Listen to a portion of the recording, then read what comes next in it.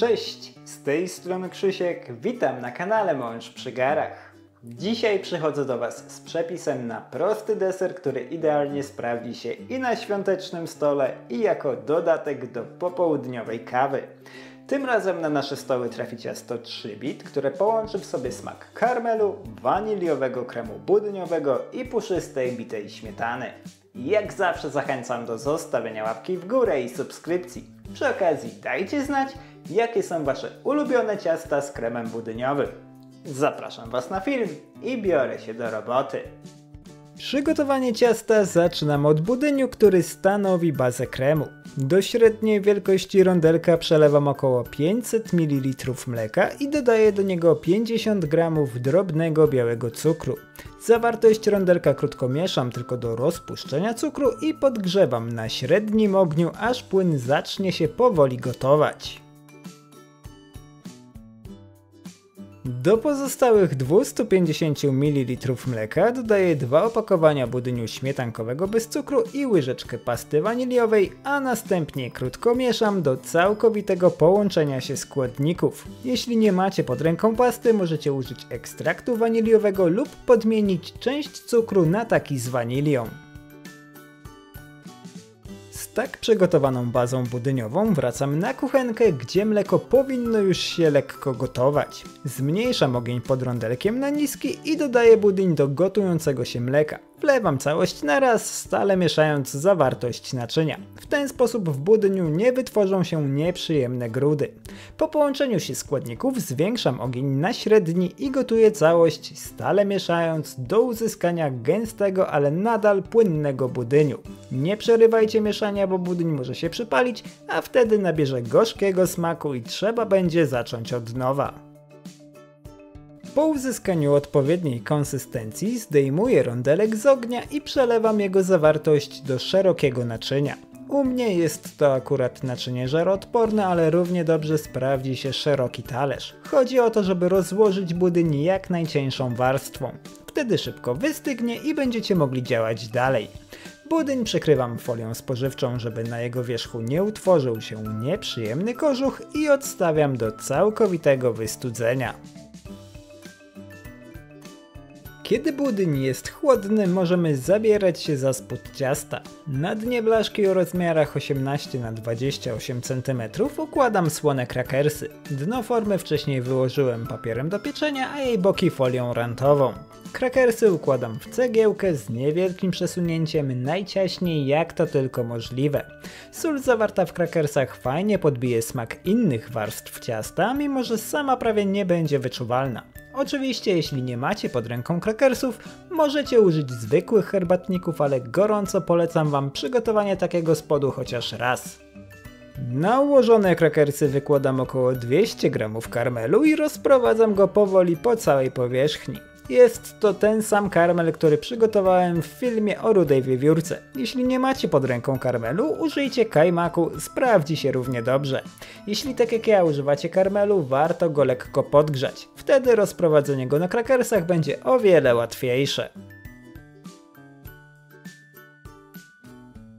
Karmel przykrywam kolejną warstwą krakersów. Układam je identycznie jak poprzednią, z tą różnicą, że robię to pod kątem 90 stopni względem pierwszej warstwy. Dzięki temu spód gotowego ciasta pozostanie zwarty i nie będzie się rozpadać w trakcie krojenia deseru. Blaszkę z gotowym spodem odstawiam do lodówki na czas przygotowania kremu budyniowego. Potrzebujemy do niego 150 g miękkiego masła. Tłuszcz ucieram przez kilka minut przy pomocy miksera do uzyskania jasnej, puszystej masy.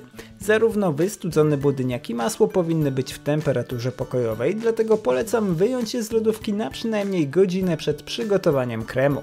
Po uzyskaniu odpowiedniej konsystencji oczyszczam ściany miski przy pomocy silikonowej szpatułki. Warto ten krok powtarzać co jakiś czas. Da nam to pewność, że wszystko łączy się ze sobą tak jak powinno. Do tak przygotowanego masła dodaję wystudzony budyń. Robię to powoli, po jednej łyżce naraz i za każdym razem dosyć szybko, ale dokładnie ucieram zawartość naczynia przed dodaniem kolejnej porcji. Nie wydłużajcie niepotrzebnie czasu ucierania, bo całość może się rozwarstwić i wtedy krem nie będzie zachęcał swoim wyglądem. Wiem, że już o tym wspomniałem, ale ważne jest też, żeby składniki kremu były w zbliżonej temperaturze. Zbyt duże różnice również mogą wpłynąć na końcowy rezultat i skutkować zważonym kremem. Po dodaniu całego budyniu krem może być dosyć płynny, ale spokojnie, po nocy w lodówce w pełni się zestali. Gotowy krem budyniowy przekładam na przygotowany wcześniej spód z krakersów i rozprowadzam go równą warstwą po całej powierzchni. Im bardziej się do tego przyłożycie, tym lepiej ciasto będzie wyglądać w przekroju i łatwiej będzie Wam układać na nim kolejne krakersy. A skoro już o nich wspomniałem, to przykrywam nimi krem budyniowy. Robię to identycznie jak w przypadku poprzedniej warstwy, to znaczy układam je w cegiełkę z niewielkim przesunięciem, najciaśniej jak to tylko możliwe. Na całe ciasto zużyłem około 220 gramów, co u mnie przełożyło się na 1,5 paczki, ale ich ilość będzie zależeć od tego, w jaki sposób będziecie je przycinać i jak ciasno układać. Blaszkę odstawiam do lodówki i zajmuję się warstwą śmietanową.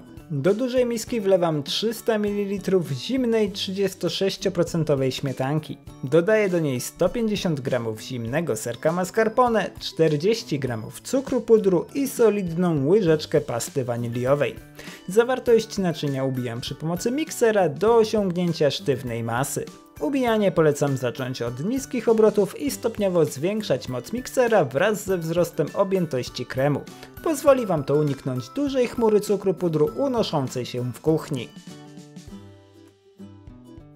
Gotowy krem śmietankowy przekładam na ciasto i rozprowadzam go równą warstwą po całej powierzchni. Po wstępnym schłodzeniu krem budyniowy powinien nabrać trochę struktury, co ułatwi rozprowadzenie i wyrównanie śmietany. Oczywiście im lepiej rozprowadzicie śmietankę, tym piękniej będzie się prezentować ciasto.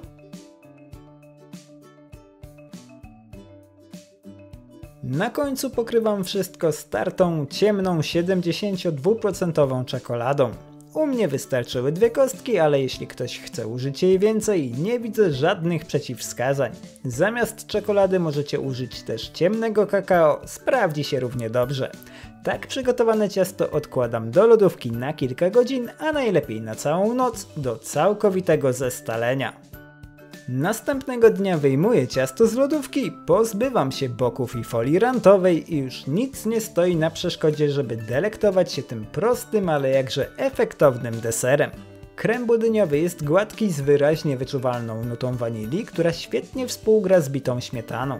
Krakersy na spodzie pozostały lekko chrupiące, co przyjemnie przełamuje strukturę całości, a sól w nich zawarta podbija słodycz karmelu i pozostałych warstw. Proste w przygotowaniu ciasto, które zachwyci zarówno na rodzinnych imprezach, jak i na świątecznym stole. Dajcie znać, czy przepis Wam się spodobał. Życzę Wam smacznego i do zobaczenia w kolejnym filmie. Cześć!